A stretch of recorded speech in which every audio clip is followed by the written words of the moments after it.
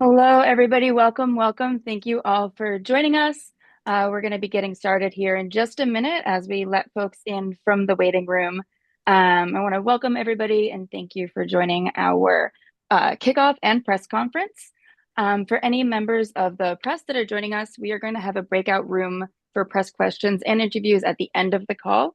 To facilitate that, we just ask that any press either identify your outlet name and your Zoom name, or you can DM my colleague, Jeff Garris, and he will update your Zoom name to indicate that you're press. That way we can get you all in that breakout room.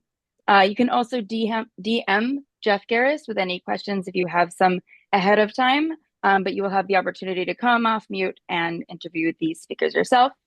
I want to thank everybody else for joining us. With the number of registrants that we have and to minimize distractions, we're running this meeting somewhat like a webinar to use focus mode. So you'll notice that you won't have the ability to unmute, and we do have the chat limited. If you're having any issues with Zoom, you can DM my colleague, Susan Gobreski, or myself, and we'll try to help you out as soon as we can. We are recording this, and we will be uploading it to the Pennsylvania Policy Center YouTube account after the event. With that, I just want to thank everybody, and I'm going to kick it over to my colleague and friend, Mark Steer. Thanks very much, Adrian, and welcome to you all. Thanks for joining us. I'm wrapping up a little over 10 wonderful years as Executive Director of the Penn Policy Center and its predecessor. And I'm very grateful to our wonderful staff, partners, and activists who've made those 10 years so productive. Two ideas have been central to our work during my 10 years about taxes.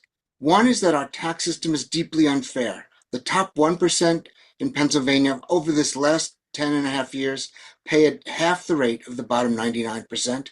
And that's not only unfair, but it means we don't raise sufficient revenues to pay for the things Pennsylvanians want. Fully and fairly funded K-12 education, quality affordable health care, child care and post-secondary education, public transit, and environmental protection. So it's my great pleasure to do two things today. First, to kick off our new campaign, Pennsylvanians Together for Our Commonwealth, which is mobilizing people all across Pennsylvania to fix our tax and budget systems. And second, to introduce you to our new executive director, Felicity Williams.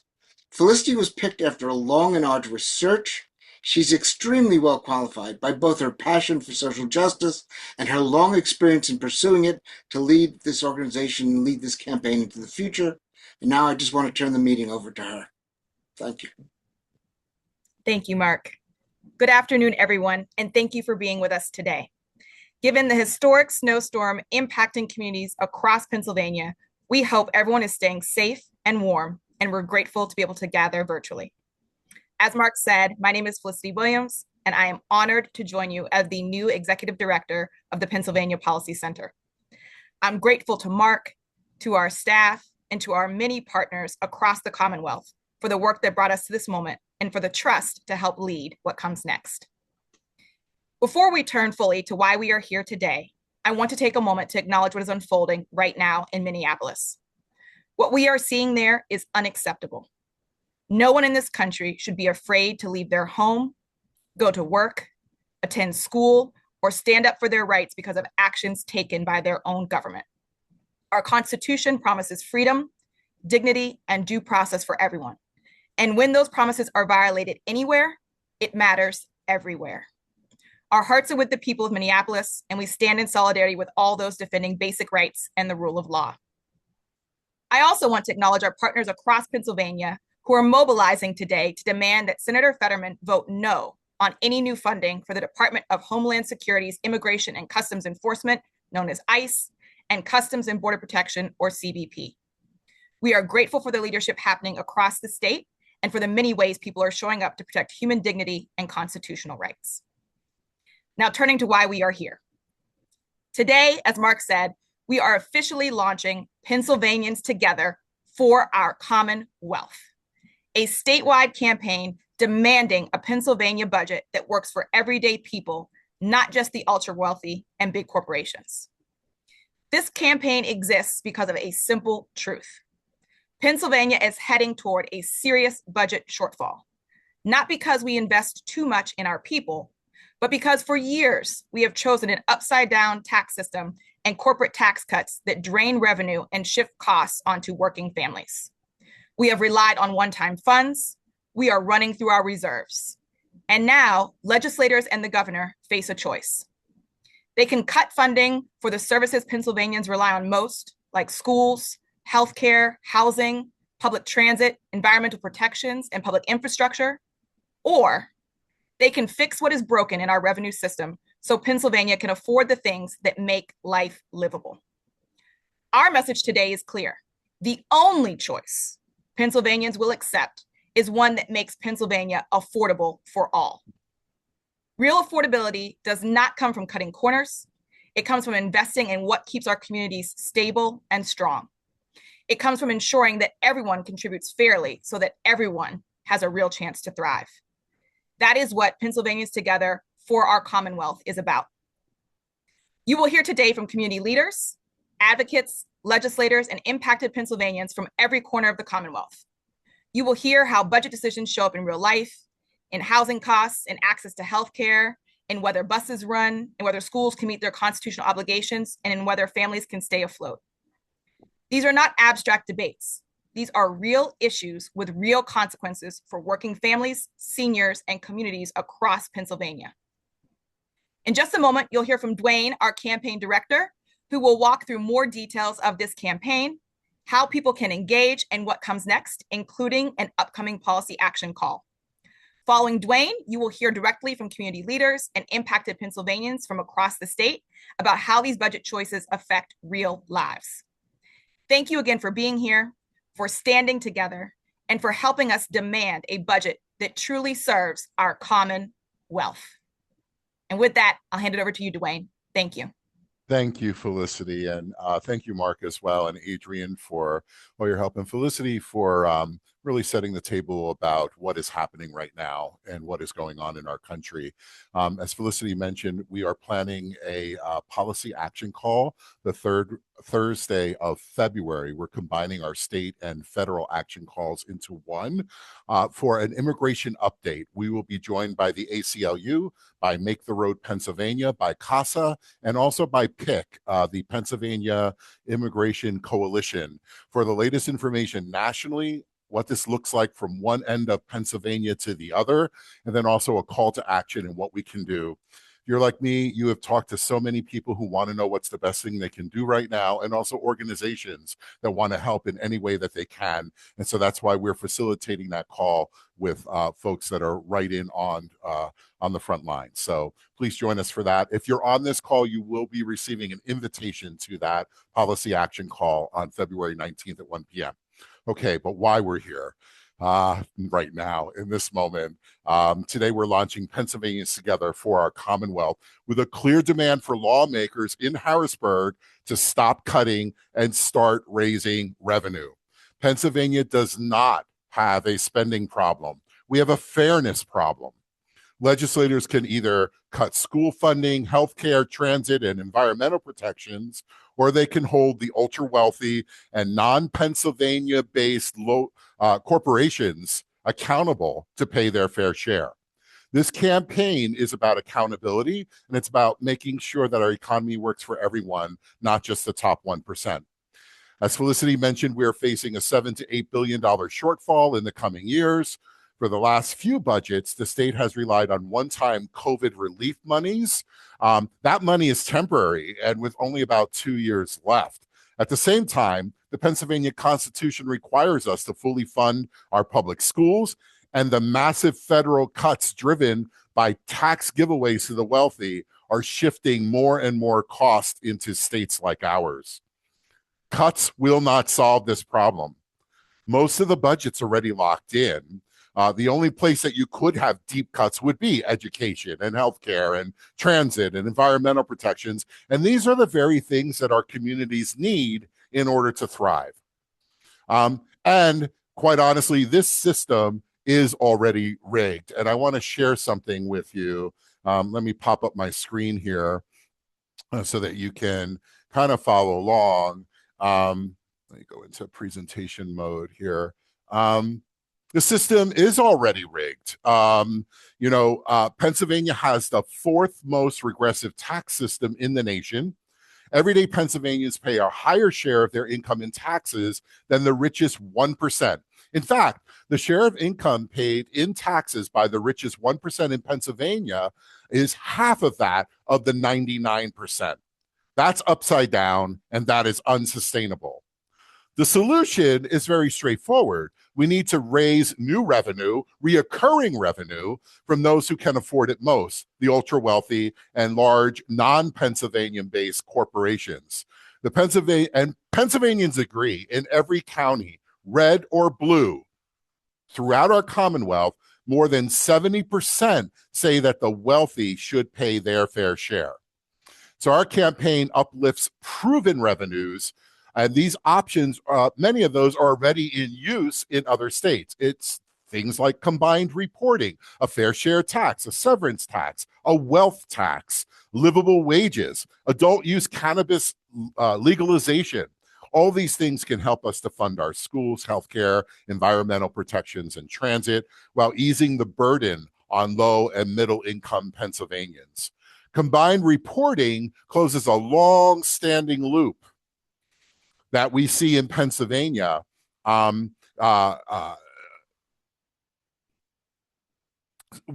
When companies are sometimes, not only in Pennsylvania, but sometimes offshore, where they avoid paying taxes here. While local Pennsylvania mom and pop businesses pay what they owe, about 70% of corporations doing business in our state are currently using this loophole.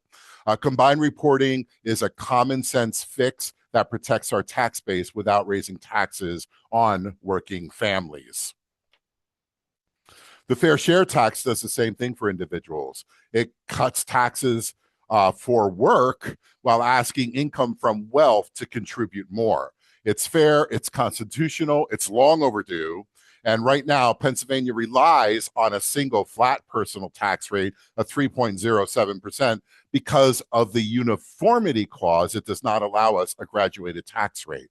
That means that a family making $50,000 is going to pay the same state income tax rate as one making $5 million or more.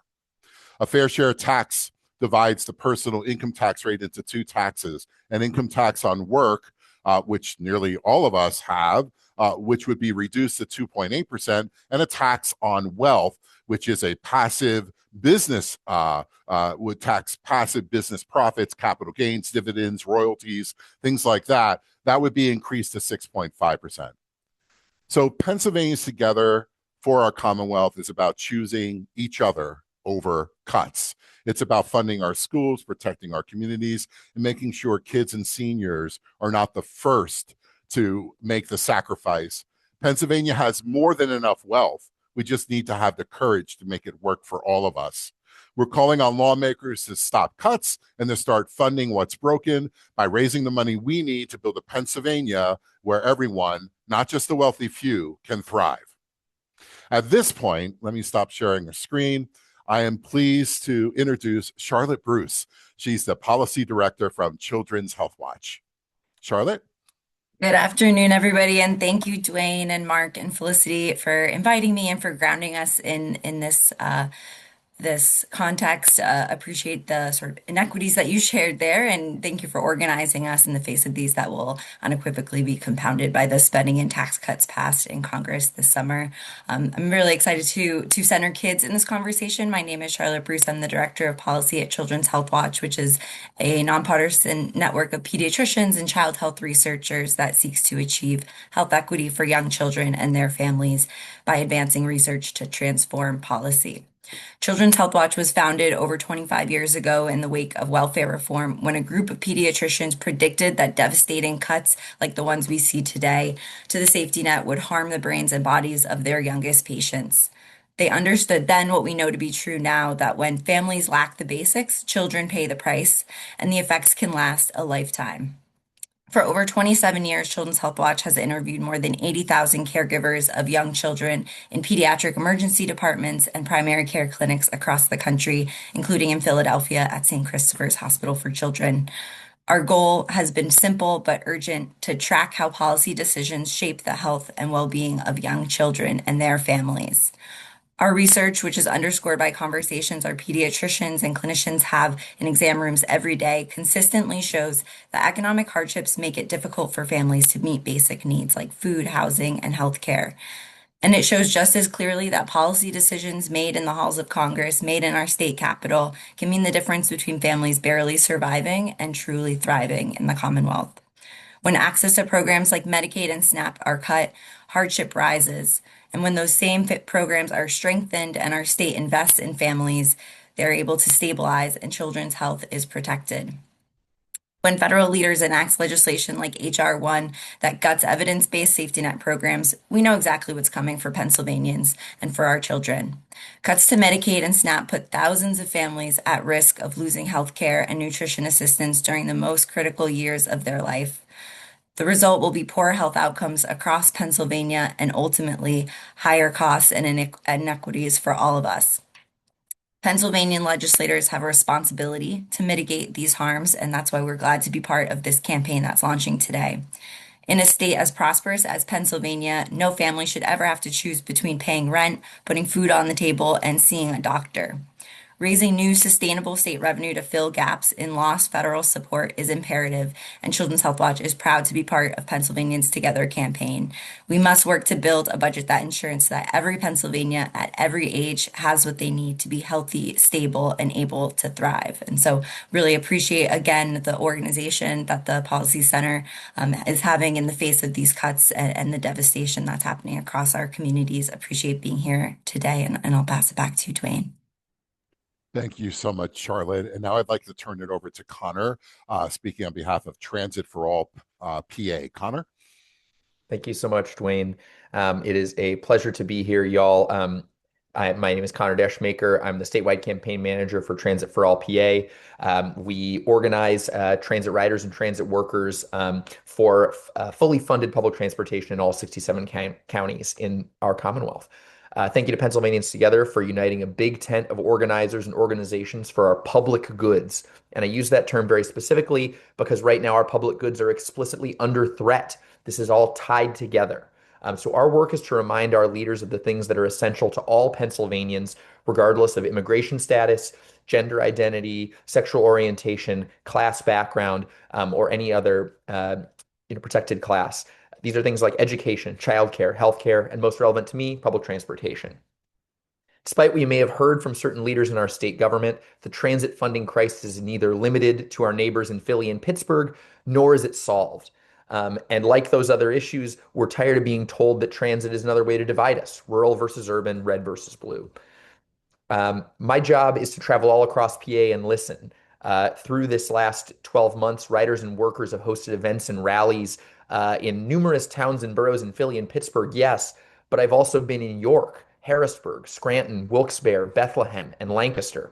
And in each place, all I do is talk to riders, workers, employers, and other leaders to understand why transit matters to you and why you want service and infrastructure to be better. And then my role is to synthesize that and connect these people to one another to be stronger together. Just this last week, Lanta and the Lehigh Valley cut 5% of service and will raise fares by 20% by the end of March. 7 other small fixed route systems will face the same consequences in the next 12 months. And that's not even getting into the impending doomsday scenarios facing SEPTA in the Philadelphia region and PRT in Allegheny County. That's why we are organizing together and why we need to invest in our Commonwealth. Over 40,000 people across PA have written their legislators this year alone to advocate for transit funding covering all 253 legislative districts. Your workers depend on these family-sustaining union jobs, and your riders and employers need to keep getting folks to work, school, healthcare, and community. Pennsylvania already funds transit less per capita than any other state in the Northeast with substantial transit, less than DC, New Jersey, New York, and Massachusetts. You all drive on our roads and breathe this air. We can't continue to assume that endless freeway expansion is the only way forward. And for the 30% of Pennsylvanians, even in our most rural counties who cannot operate a vehicle, there is no other choice besides transit. And when we talk about transit, we're in a unique position because this is an issue entirely created and therefore entirely able to be solved by our state government. And we need new dedicated revenue to do that.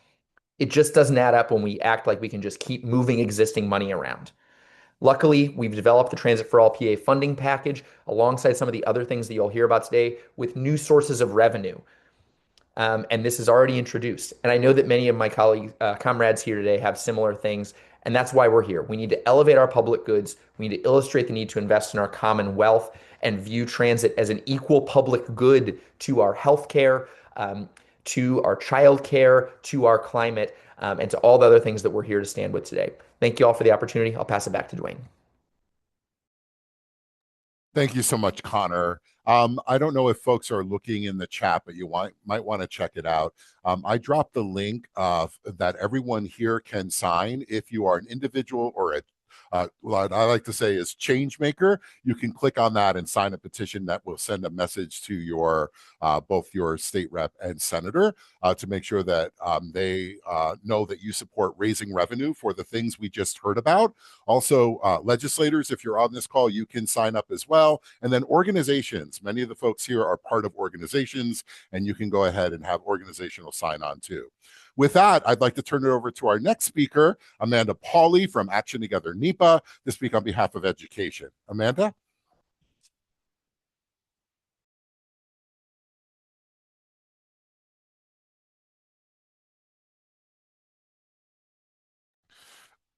You'll need to unmute. Amanda. That was my fault. I apologize, Amanda. You should be able to unmute now. Got it. Thank you. Thank you. Hey, everyone. My name is Amanda Pauley, and I'm calling in from Pike County. I'm a community organizer with Action Together NEPA. Most importantly, I'm a mom of 3 in the Delaware Valley School District. I'm here because public education isn't just a line item to me. The Delaware Valley School District helped shape who my kids became. It gave them teachers who cared, adults who showed up, and a place that felt steady even when our life wasn't. So when we talk about PA's budget, I'm not hearing it as an abstract debate. I'm hearing it as, are we going to choose a budget that works for families like mine and communities like ours? And here's what I know from living in a rural district. School isn't just where kids go from 8 to 3, it's where community life happens. Games, concerts, plays, graduations. It's a nurse who notices when something's off. It's a librarian who knows a kid needs a safe place to land. It's a coach who becomes a steady adult when everything else in their life is chaos. In a rural place, school's a hub. Sometimes it's the only hub. And I also want to say the quiet part out loud. For some kids, it's the most reliable place they'll get a meal, a dependable breakfast or lunch they don't have to worry about. And that matters, and it's real.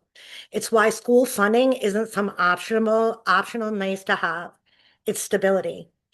So when we talk about school funding, I don't picture a spreadsheet. I picture a school trying to do everything for everyone with not enough hands and not enough hours. I picture kids who need more support than we're able to provide right now. And I just want to say it clearly, that's what it looks like in real life. If you've been to a recent board meeting, you've heard it loud and clear. Families navigating special ed feel these gaps, and they feel them hard. When a child needs support, that's not something a family can wait out. And when families can't get the support they need, they start looking elsewhere, often to cyber and charter options. That doesn't fix underfunding. It pulls more resources out of our district and makes it even harder to meet students' needs. So when this campaign talks about asking the ultra wealthy and big corporations to pay their fair share, I want to connect the dot clearly. This is how we protect public education. This is how we protect special ed services. And this is how we make sure rural schools aren't forced in a constant triage, deciding which needs get met and which kids have to go without. I appreciate Senator Lisa Baker and the Republican Senate majority for supporting adequacy funding 2 years in a row and providing an additional $50,000 in funding for schools like mine. We hope it continues and it keeps growing. Stable, predictable funding is what it takes to meet students' needs year after year, not temporary fixes. Our budget should reflect what we say we value. If we value kids, if we value families, if we value communities like mine staying strong, then we need a budget that brings in the revenue to do the job. We shouldn't be balancing that on the backs of working families and underfunded districts. Thank you for letting me share today, Dwayne. Thank you so much, Amanda. Next up, we have Jess Collarette. She is the Director of Civic Engagement for Conservation Voters. Jess? Thanks, Dwayne, and thanks so much for having us today. Like Dwayne said, my name is Jess Catterett. I use she, her pronouns, and I'm our Director of Civic Engagement here at Conservation Voters of PA. And it's an honor to be here virtually with you all today, calling for the change we know we need. The recent budget in Pennsylvania did what it had to do, but it could have done a lot more. We saw a continued sleight of hand around agency budgets who desperately need more staff to keep our communities safe, while hypocritical lawmakers lament that staff can't do their jobs in a timely fashion. We saw the Senate demand to give the Regional Greenhouse Gas Initiative, known as RGGI, away for corporate interests when we could have invested billions of dollars over the next several years to help workers and projects in our own communities. And we continue to see fossil fuel polluters not even pay a fair share in fines when their plant flares off toxic emissions or their work site pollutes our wells and our waterways. And we know that Black and Brown and low-income Pennsylvanians are disproportionately affected by this pollution time and time again. The health and well-being of our children and our communities, although priceless, are certainly worth more than what corporations have to pay. A fraction of a greedy CEO's paycheck could cover several fines in some cases. And meanwhile, Pennsylvania has an energy affordability crisis, and we Pennsylvania residents are paying the price. We're in this crisis because Pennsylvania has clung to oil and gas and coal, outdated fossil fuels that are getting more expensive and less reliable by the day. And now, proposed data centers threaten to drive energy costs even higher. We have to ask, why are we tilting the scales to fossil fuels? Why do we continue to give handouts to fossil fuel companies and CEOs?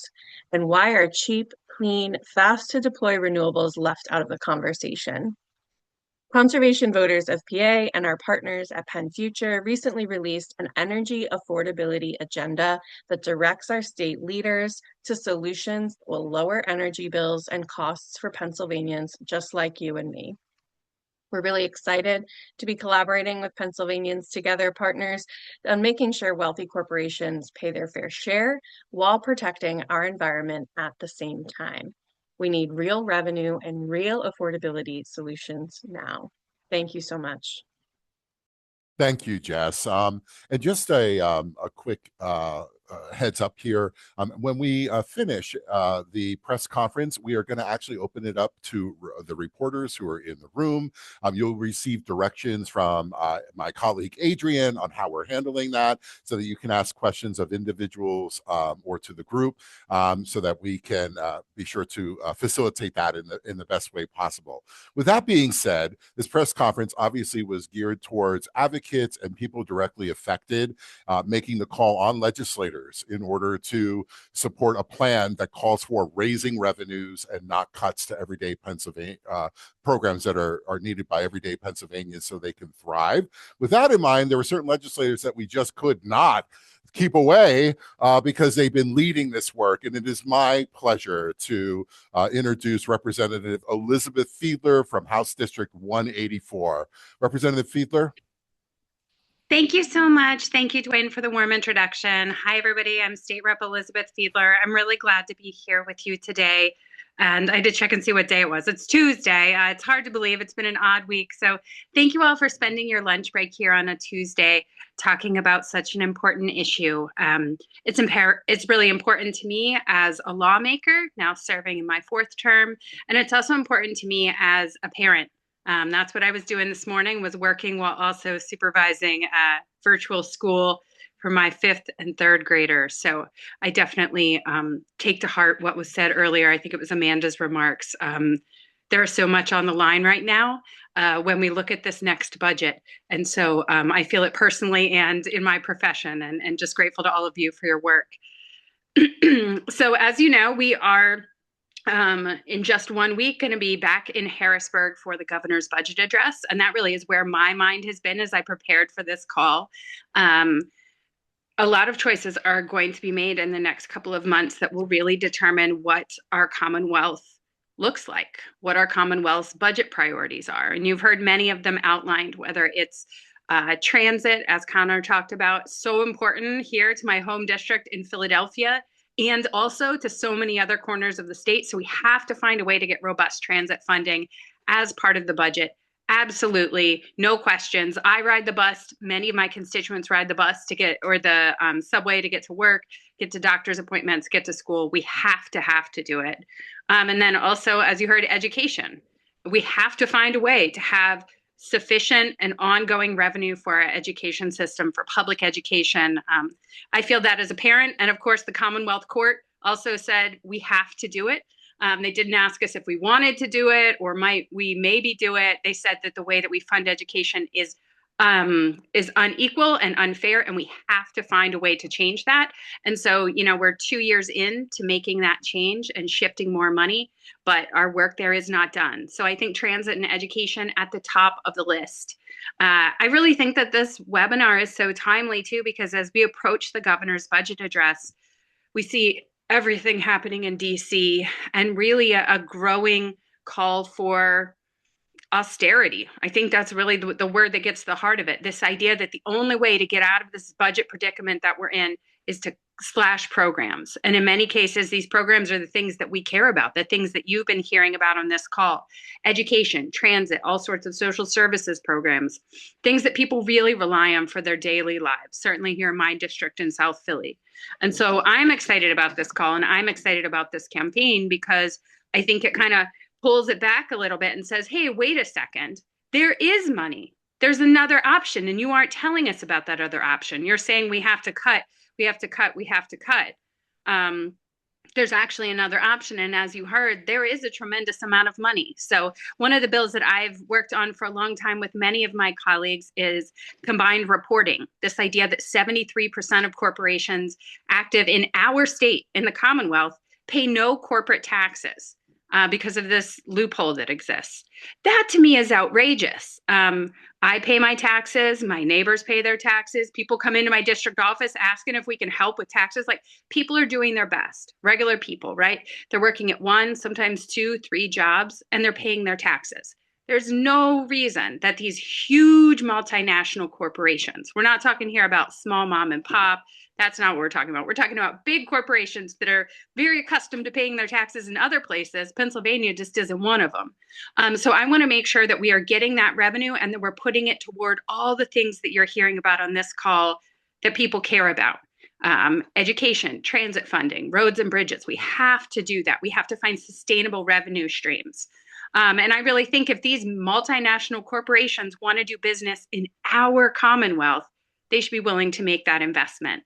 And I feel like that sentiment of, okay, come on over, come to Pennsylvania, we want you to invest in the infrastructure and in the people here, really is a reoccurring theme in a lot of these bills. So we're also talking about the ongoing push to repeal the uniformity clause, so that, as Felicity said, we can take our state's upside down tax system that unfairly burdens working people and poor people and middle class people and just flip it. Make sure people are paying their fair share. So I think there's a lot of, I know there's a lot of legislation we're working on in Harrisburg that I am very excited about, that's been around for quite a few years, in many cases gotten out of committee, gotten out of the House, but never crossed that final hurdle in the Senate and been signed into law. And so as a state rep and as a mom and just as a person who cares so much about Pennsylvania, I'm really hopeful that this will be the year in which we're able to get some of these policies across the line and be able to, you know, make some real changes. And a lot of that is really at the heart of this campaign. So I'm just really excited to be here. And I think it's absolutely at top of mind for me as we head back into budget season and to some really serious choices. As I said, there is money out there. You will hear more in some of the other budget proposals. There are funds. It's just a question as to whether we want to prioritize getting people who are very, very wealthy, very large multinational corporations to invest in our Commonwealth. And I think they should. So welcome, Felicity. Great to see you. And thank you, Dwayne, so much for the warm welcome. I will turn it back to the hosts. Thank you so much, Representative Fiedler. What an amazing champion. Just appreciate your work and what you are doing in Harrisburg every day. And speaking of that, I had the pleasure of meeting Representative Nikki Rivera in Lancaster last year for the screening of a film called Death Before Taxes. And little did I know what a champion she was going to be about raising revenue. It is my pleasure to welcome from Lancaster, Representative Nikki Rivera. Thank you, Dwayne. It is so inspiring to be on this like really cool virtual rally right now. I didn't think I'd feel so connected, but I do with all of you on this call. So thank you so much. My dog's also very happy about that, if you can hear him. I love, well, I don't love speaking after Rep. Fiedler. I love what Rep. Fiedler said, though, about the uniformity clause, about her combined reporting bills. I'm all on board with those, and I can tell you my first 12 months have been consumed by spending my time with such a strong caucus. I'm really looking forward to getting things done as we move forward through this session. So I'm honored to be here with you to kick off this official fight for a just and balanced tax system to ensure that working people can thrive while we're working and then also when we retire with dignity. A couple of months ago, I was talking with a friend about Mayor Zohran Mamdani's campaign, and my friend said that they understood why so many billionaires had been against the candidacy and didn't want to give their money away in taxes. And I thought, of course, well, who made these billionaires their money? It's their employees. And the working people who made those billionaires are not getting their fair share of profits in wages. We know that wages in this country have been stagnant for 50 years. Are those employees getting their fair share in company health and retirement programs? No, they're not. The government has had to keep enlarging public spending for health, retirement, and other safety net benefits because companies have failed to do so. So I've joined my colleagues here today. I think Rep. Brab is on the call.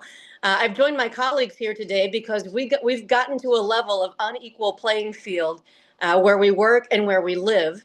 And it's ridiculous that the top 1% worldwide own more wealth than 95% of humanity. It's morally wrong, and among other major developed nations, the U.S. has one of the greatest disparities between rich and everyone else. There are 18 people who are billionaires who call Pennsylvania home, according to Forbes magazine. And so, in my opinion, the hardworking people of Pennsylvania deserve their fair share. And this term, I co-sponsored House Bill 833, which proposes a joint amendment to the Pennsylvania Constitution that would impose an additional tax of 4% on the portion of Pennsylvania residents' income that exceeds $1 million. If you exceed $1 million, that's what it kicks in. If Pennsylvania is making people rich, then it's only fair that they pay back with the stability, economic stability for our Commonwealth. And to ensure that the tax would impact only Pennsylvanians in the highest income taxpayers, the threshold would be adjusted to reflect a cost of living adjustment as well. That was referred to the House Finance Committee earlier last year. A colleague of mine introduced House Bill 1200, which is a freestanding act that would legalize and regulate adult recreational cannabis in Pennsylvania. Sales would be conducted through state-owned stores. The bill proposed a 12% excise tax on cannabis products, in addition to the 6% sales and use tax. So we're leaving that on the table right now. The Senate hasn't dealt with that yet. Through licensing fees, taxes, and profits through the system, it's estimated that that bill would generate $245 million during this fiscal year, and then $1.1 billion next fiscal year in 2026. So after revenue was applied to the necessary expenses, 60% of generated revenue would be used to fund housing, job training, childcare, substance abuse treatment initiatives in communities that are historically impacted by cannabis use and enforcement. Also, Act 2 of 1971 requires multi-state corporations to use combined reporting to determine their state tax responsibilities. I supported Rep. Fiedler in this bill. Currently, our corporations that have holding companies in other states, they can use the lower or no corporate income tax that may transfer their profits, and this bill would close loopholes that allow for those corporations to abuse paying the smallest amount of taxes possible and ensure that they do pay their fair share. So as Pennsylvania faces a major budget shortfall in the coming years, it's time for our wealthiest individuals and our profitable corporations to pay their fair share so that we can protect our schools, our healthcare, our transit. Connor, it's so good to see you on this call today. I enjoyed having you in Lancaster to rally us for Red Rose Transit.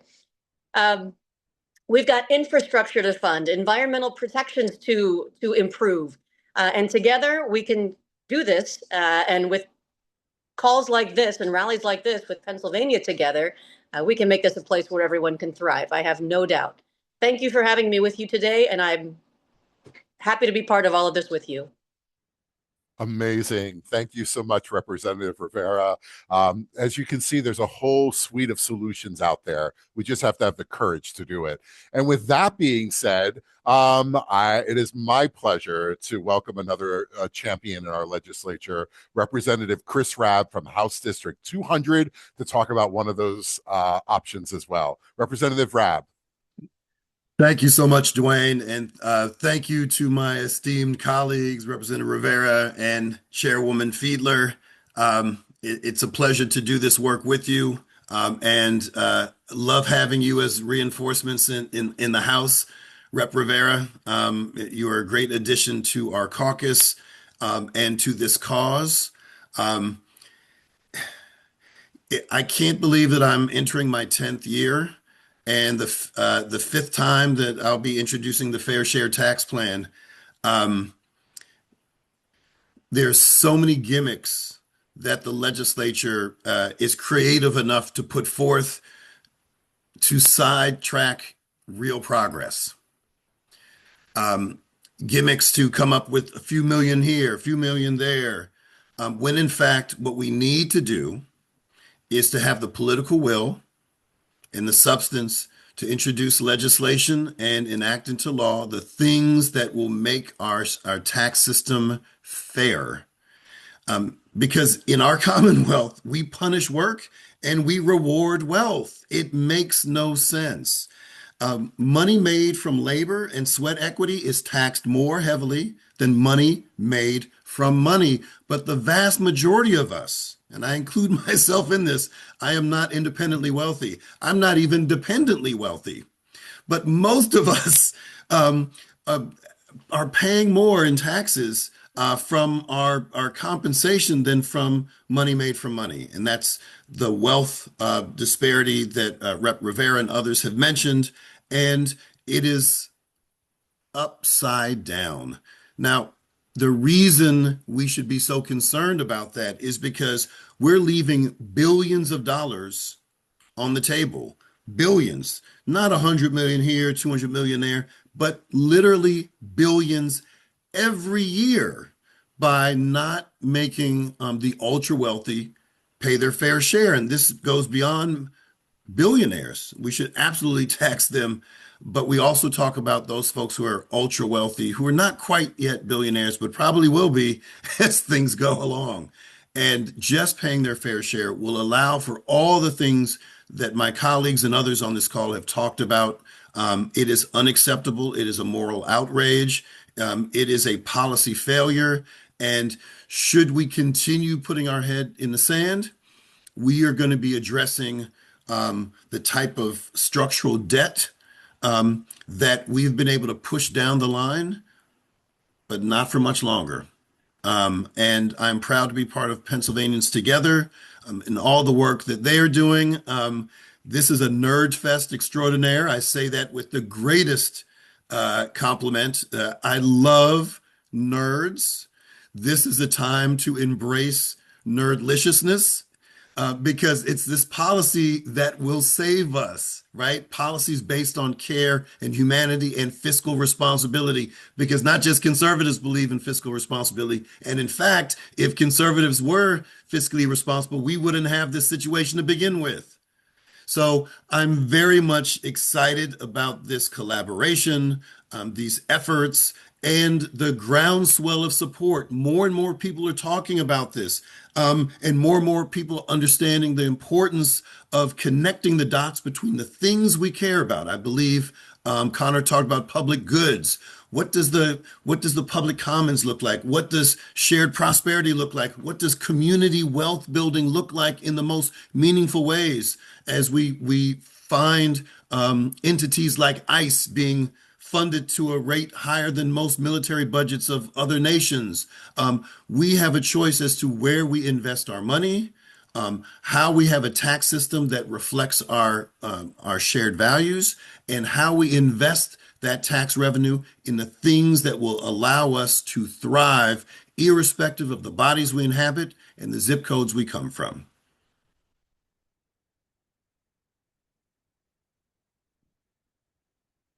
That's all from me, folks. Thank you so much, Representative Rabb. Amazing. For folks, if you're following in the chat, that concludes all of our speakers. I'm going to turn it over to Adrian with instructions for all the press that is in the room. I just wanted to point out once again, there's a way for you to make a difference and to join this campaign. There's a link in there. There's actually 3 links that I just dropped in the chat. One, if you're a legislator, where you can sign on to the campaign. Another one, if you're a part of an organization that believe, as most of us do, that the wealthy and large corporations that are not based in Pennsylvania should pay their fair share. And then also individually, you can sign on to the campaign. So please click on those links and join up. And with that, I'm going to turn it over to Adrian for directions to the press. And I thank everyone else for joining us for today's campaign kickoff of Pennsylvanians Together for Our Commonwealth. Adrian.